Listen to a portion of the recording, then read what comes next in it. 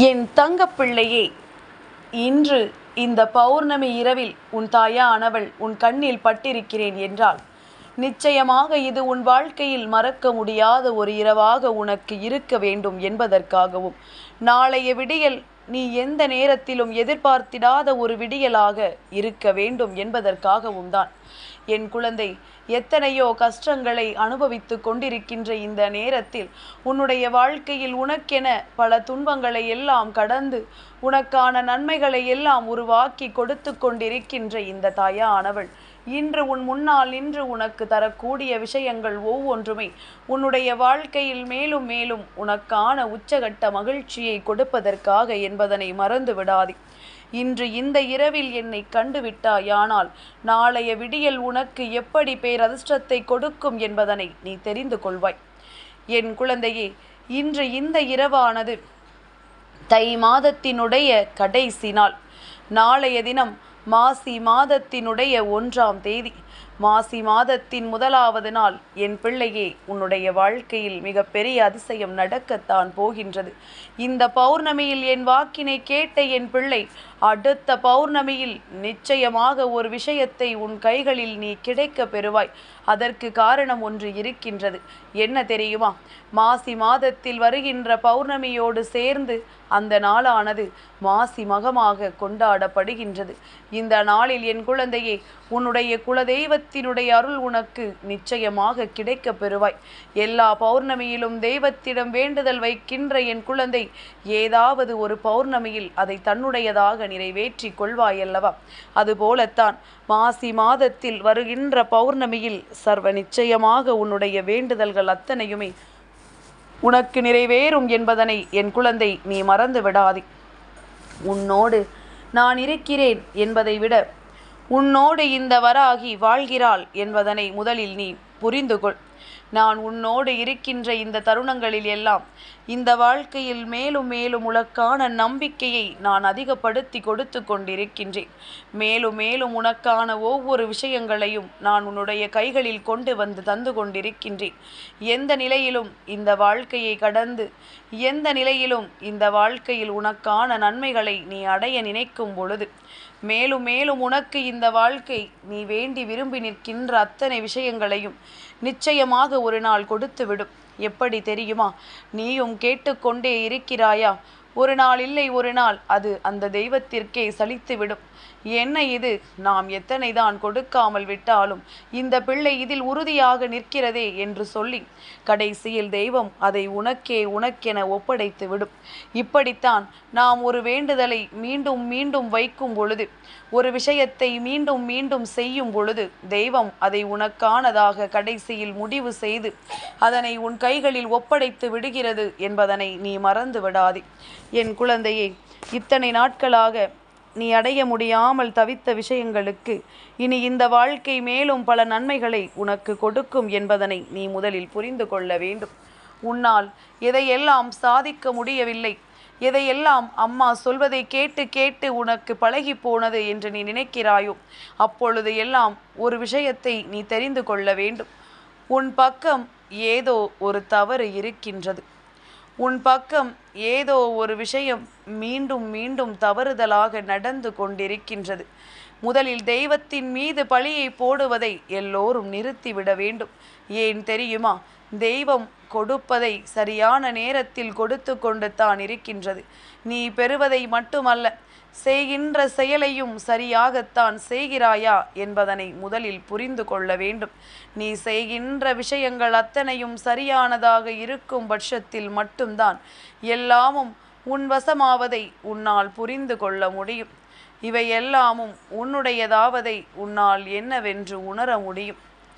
இத்தனை காலம் என் பிள்ளை தான் இழந்துவிட்ட விஷயங்களுக்காக நீ வருத்தப்பட்டது எல்லாம் ஒருபுறம் இருக்கட்டும். வருத்தப்படுவதில் தவறில்லை, முயற்சி செய்வதில் தவறில்லை. ஆனால் இன்னொருவரின் மீது பழி போடுவது என்பது மிக முக்கியமான ஒரு தவறல்லவா? அதிலும் குறிப்பாக இன்றிருக்கின்ற பிள்ளைகள் எல்லாம் ஏதாவது பிரச்சனைகள் தன் வாழ்க்கையில் நடந்துவிட்டது என்றால் சட்டென்று அத்தனை பழியையும் தெய்வத்தின் மீது போட்டுவிட்டு, நீ எனக்கு நடத்தவில்லை, நீ எனக்கு கொடுக்கவில்லை என்று சொல்லிவிட்டு அவர்கள் ஓரத்தில் அமர்ந்து விடுகின்றார்கள். இப்படியாக இந்த வாழ்க்கையில் ஒரு விஷயம் உனக்கு நடக்கவில்லை என்றதுமே அதற்கான காரணத்தை தேடிக்கொண்டு அதில் உன்னை நீ சமாதானப்படுத்திக் கொள்கிறாயே தவிர இதை இனிமேல் எப்படி பெற வேண்டும் என்று நீ ஒரு பொழுதும் நினைப்பதில்லை. இனிமேல் இதை பெறுவதற்கான வாய்ப்புகள் ஏதும் இருக்கிறதா என்று என் குழந்தை நீ ஒரு பொழுதும் யோசிப்பது கிடையாது. உன்னுடைய இந்த யோசனைகள், உன்னுடைய இந்த செயல்பாடுகள் என்று இவை எல்லாமுமே உனக்கு பல நாட்களாக பல துன்பங்களையும் பல சோதனைகளையும் கொடுத்து கொண்டிருந்ததே தவிர எந்த நிலையிலும் உனக்கான நம்பிக்கையை இது கொடுக்கவில்லை. உன்னை பலகீனமாக்கிக் கொண்டிருக்கிறது என்றுதான் உன் அம்மா சொல்கின்றேன். இந்த பலகீனத்திலிருந்து நீ வெளியே வர வேண்டும். ஒவ்வொரு மாதமும் புதிதாக பிறக்கிறது, ஆனால் எதுவும் நடந்தபாடில்லை என்று நீ ஒரே வார்த்தையில் சொல்லிவிடலாம். ஆனால் எத்தனை எத்தனை விஷயங்களை இந்த வாழ்க்கையில் நீ பெற்றிருக்கிறாய் தெரியுமா? எத்தனை விஷயங்களை இந்த வாழ்க்கையில் நீ அடைந்திருக்கிறாய் என்று தெரியுமா? எண்ணற்ற திருப்பங்களினால் இந்த வாழ்க்கை உனக்கு கொடுத்திருக்கின்ற பல உண்மைகள் என்னவென்று உனக்கு புரிகிறதா? என்னதான் நடந்து விட்டது இந்த வாழ்க்கையில் என்று சொல்லி என் குழந்தை, நீ மிகப்பெரிய துன்பங்களை எல்லாம் அடைந்து கொண்டிருக்கின்ற இந்த நேரத்தில் இனிமேல் உன்னை சுற்றி என்ன நடக்கும், ஏது நடக்கும் என்பதனை நீ சரியாக புரிந்து கொள்ள வேண்டிய தருணம் உனக்கு வந்துவிட்டது. வராகியின் அன்போடு என் பிள்ளை என்றும் இந்த வாழ்க்கையில் தான் நினைத்ததை சாதிக்க வேண்டி உன்னாலான அத்தனை முயற்சிகளையும் செய்ய நீ துணிந்து விட்டாய். உன்னுடைய துணிச்சலுக்கு நிச்சயமாக நல்ல பலன்கள் உண்டு என்பதனை முதலில் நீ புரிந்து கொள். நீ துணிந்து விட்ட காரியங்கள் அத்தனையும் உனக்கு மிக பெரிய நன்மைகளை கொடுக்கும் என்பதனை நீ புரிந்து கொள். யார் இருக்கிறார்களோ இல்லையோ, உன்னோடு உனக்காக என்றும் இந்த வராகி நான் இருக்கிறேன் என்பதனை நீ மறந்து விடாதே. நான் இருந்து உனக்கு தர நினைக்கின்ற விஷயங்கள் அத்தனையுமே உனக்கு எந்த அளவில் என்னென்ன மாற்றங்களை கொடுக்கிறது என்று சற்று நீ புரிந்து கொள்ள தொடங்கு. மனது எல்லாவற்றையும் உடனடியாக ஏற்றுக்கொள்ளாது. மனது உடனடியாக எந்த ஒரு விஷயத்தையும் நமக்கென ஏற்றுக்கொள்ள உடனடியாக மறுத்துவிடும். ஆனால் நாட்கள் செல்ல செல்ல இதுதானே வாழ்க்கை என்றான பிறகு நாம் அதனை ஏற்றுக்கொண்டுதானே ஆக வேண்டும்.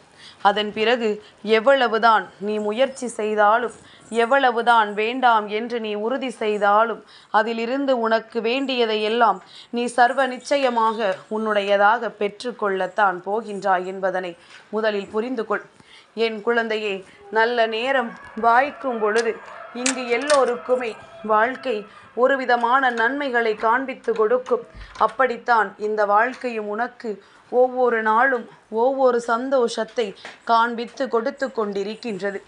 இனிமேலாவது இந்த நேரம் உனக்கு கிடைத்திருக்கின்ற நல்ல நேரம் என்பதனை நீ புரிந்து கொள்ள வேண்டும்.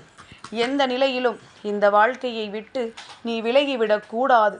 எந்த நேரத்திலும் இந்த வாழ்க்கையை விட்டு நீ ஒதுங்கி செல்லக்கூடாது. போராடி பார்க்க வேண்டும் இந்த வாழ்க்கையை. இந்த போராட்டங்கள் உனதாகும் பொழுது இந்த வாழ்க்கையில் நடக்கின்ற எல்லா விஷயங்களும் மேலும் மேலும் உனக்கு பல நன்மைகளை கொடுக்கும். என் பிள்ளையே, சந்தர்ப்ப சூழ்நிலைகளை எல்லாம் நமக்கு சாதகமாக பயன்படுத்தி கொள்ள தெரிந்தவன் நிச்சயமாக ஒவ்வொரு நாளும் மிகப்பெரிய வெற்றியை பெற்றுக்கொண்டே இருப்பான் என்பதனை நீ புரிந்து கொள்ள வேண்டும். சந்தர்ப்ப சூழ்நிலைகளை யார் தனக்கு சாதகமாக பயன்படுத்தி கொள்ள தெரியாமல் இருக்கின்றார்களோ அவர்களால் இந்த வாழ்க்கையில் தான் என்ன நினைத்தாலும் அதை பெற்றுக்கொள்ள முடியாது. தான் நினைத்த விஷயங்களை ஒருபோதும் இவர்களால் சாதிக்க முடியாது என்பதனை நீ புரிந்து கொள்ள வேண்டும். உன்னுடைய மனதால் என் பிள்ளை நீ பட்ட கஷ்டங்கள் என்னவென்று எனக்கு நன்றாக தெரியும். உன்னுடைய மனதால் நீ பட்ட துன்பங்களை நான் நன்கு அறிவேன். என்ன நடந்தாலுமே எது வந்தாலுமே என்றாவது ஒரு நாள் இதிலிருந்து உனக்கு நீ எதிர்பார்த்தது எல்லாம் கிடைக்கும் என்று நீ நம்புகின்ற உன்னுடைய நம்பிக்கைக்கு நிச்சயமாக நல்ல பலன்கள் கிடைக்கும். அந்த பலன்களை உன்னிடத்தில் கொண்டு வந்து சேர்க்க வேண்டிய பொறுப்பு உன் தாயானவள் எனக்கு இருக்கின்றது. நான் ஒரு பொழுதும் உன்னை கைவிட நினைத்ததும் கிடையாது. உன்னை கைவிட துணிந்ததும் கிடையாது. ஏதாவது ஒரு வகையில் உனக்கு நல்லதை கொடுத்து விட மாட்டோமா என்றுதான் உன் அம்மா மீண்டும் மீண்டும் உன்னை தேடி தேடி வந்து கொண்டிருக்கின்றேன்.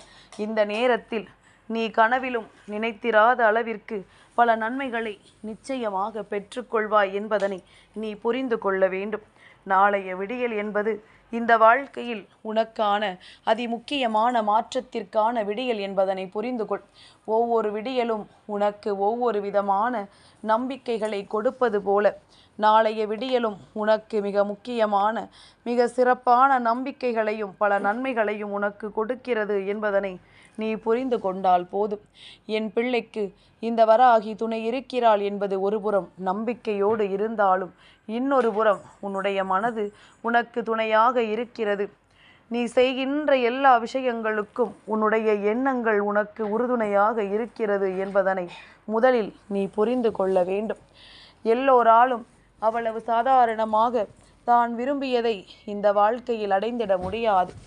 எல்லோராலும் சர்வசாதாரணமாக தான் ஆசைப்பட்ட விஷயங்களை எல்லாம் பெற்றுக்கொள்ள முடியாது. ஆனால் ஒரு சிலரால் முடியும். அது என்ன தெரியுமா? அவர்களுக்குள் இருக்கின்ற தன்னம்பிக்கையினால் அவர்கள் பெறுகின்ற விஷயங்களாக இருக்கும். அவர்களுக்குள் இருக்கின்ற தன்னம்பிக்கையினால் அவர்கள் இந்த வாழ்க்கையில் பெறுகின்ற உச்சகட்ட மகிழ்ச்சியாக இருக்கும். அதனால் எந்த நிலையிலும் உனக்கு கிடைப்பதை விட்டு விடாமல் எதிர்வரக்கூடிய ஒவ்வொரு விடியலும் உனக்கு புதிய தொடக்கத்தின் விடியல் என்று நீ புரிந்து கொள்ள தயாராக இரு. ஒவ்வொரு விடியலுமே புதிய தொடக்கத்தின் விடியலாக இருக்கும் பொழுது நாளைய விடியல் மாதத்தின் தொடக்க விடியல் என்னும் பொழுது என் பிள்ளையே இன்னமும் இது உனக்கு இரட்டிப்பு மகிழ்ச்சியை கொடுக்கும் அல்லவா? இன்னமும் இது உனக்கு இரட்டிப்பு சந்தோஷத்தை கொடுக்கும் அல்லவா? இந்த சந்தோஷத்தை எல்லாம் கண்டு என் பிள்ளை நீ மனநிறைவோடு இருக்க எப்பொழுதும் பழகிக்கொண்டே இரு. உன்னால் முடியாத காரியம் என்று இங்கு எதுவும் கிடையாது. எல்லா விஷயங்களையும் நீ நினைத்தால் நிச்சயமாக ஒரு நொடியில் உன்னால் சாதித்து விட முடியும். நீ நினைத்தால் இவை எல்லாமுமே உனக்கான நம்பிக்கையையும் உனக்கான மனநிறைவையும் நிச்சயமாக கொடுக்கும் என்பதனை நீ மறந்து விடாதே. யார் என்ன செய்தாலும் சரி, யார் உன் வாழ்க்கையில் எந்த விஷயங்களை உனக்கு கொடுத்தாலும் சரி, உன்னிடத்திலிருந்து எடுத்தாலும் சரி, எல்லாவற்றிற்கும் முடிவு என்ற ஒன்று நிச்சயமாக இருக்கிறது.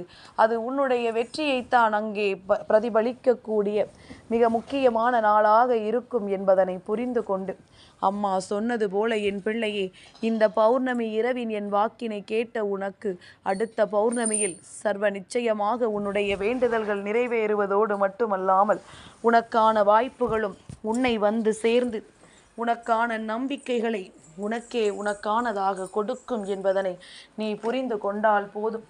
எதிர்பாராத விஷயங்களுக்கு இந்த வாழ்க்கை உன்னை காயப்படுத்தியது. ஆனால் இனிமேல் எல்லாமுமே உன்னுடையதாக மாறி இந்த வாழ்க்கையில் உனக்கு இருக்கின்ற அத்தனை உண்மைகளையும் நீ சர்வ நிச்சயமாக தெளிவாக பெற்றுக்கொள்ள வேண்டிய தருணம் உனக்கு வந்து விட்டது. எந்த நேரத்திலும் என் பிள்ளை நீ உன்னால் அடைய முடியும் என்று நினைக்கின்ற விஷயங்களுக்காக போராடி கொண்டிரு. உன்னால் முடியவே முடியாது என்று ஒரு விஷயம் உனக்கு தோன்றிவிட்டது என்றால் எக்காரணம் கொண்டும் என் பிள்ளை அந்த விஷயத்தை நீ தொடர்ந்து கொண்டு இருக்காதே. நேரத்தை வீணடிப்பதை விட அதற்கு பதிலாக இன்னொரு விஷயத்தை செய்ய தொடங்குவது நல்லதல்லவா? இன்னொரு விஷயத்தை செய்ய முயற்சி செய்வது நல்லதல்லவா? அதனால் இதையெல்லாம் புரிந்து கொண்டு என்ன நடந்தாலும் எது நடந்தாலும் அதில் உன்னுடைய வெற்றி என்றும் உனதாகும் என்பதனை நீ புரிந்து கொண்டால் போதும். எதிர்பார்க்கின்ற விஷயங்களே இங்கு கிடைக்காத பொழுது எதிர்பார்க்காத விஷயங்களும் உனக்கு கிடைக்கும் என்று நான் உனக்கு உத்திரவாதம் தருகிறேன் என்றால் நிச்சயமாக என் பிள்ளை இதற்காக உன்னை நீ இதை நோக்கி தயார் செய்து கொள்ள வேண்டும். உன் மனதை நீ எப்பொழுதும் போல நல்லபடியாக மாற்றி அமைக்க வேண்டும். என் குழந்தையே, கஷ்டம் வரும் பொழுதும் துன்பம் வரும் பொழுதும் அதற்காக வேதனைப்பட்டு கொண்டிருக்காமல் நம்மை நாம் நமக்காக நிச்சயமாக மாற்றிக்கொண்டோமானால் எதிர்வரக்கூடிய சந்தோஷத்தையும் வெற்றியையும் நாம் யாருக்கும் கொடுக்காமல் நம்மால் தனியாகவே பெற்றுக்கொள்ள முடியும். யாரிடமும் பகிர்ந்து கொள்ளவும் வேண்டாம், யாரிடத்திலும் கெஞ்சி கேட்கவும் வேண்டாம். நீயாகவே அத்தனையையும் சாதித்து விடுவாய் என்பதனை முதலில் புரிந்து கொள்.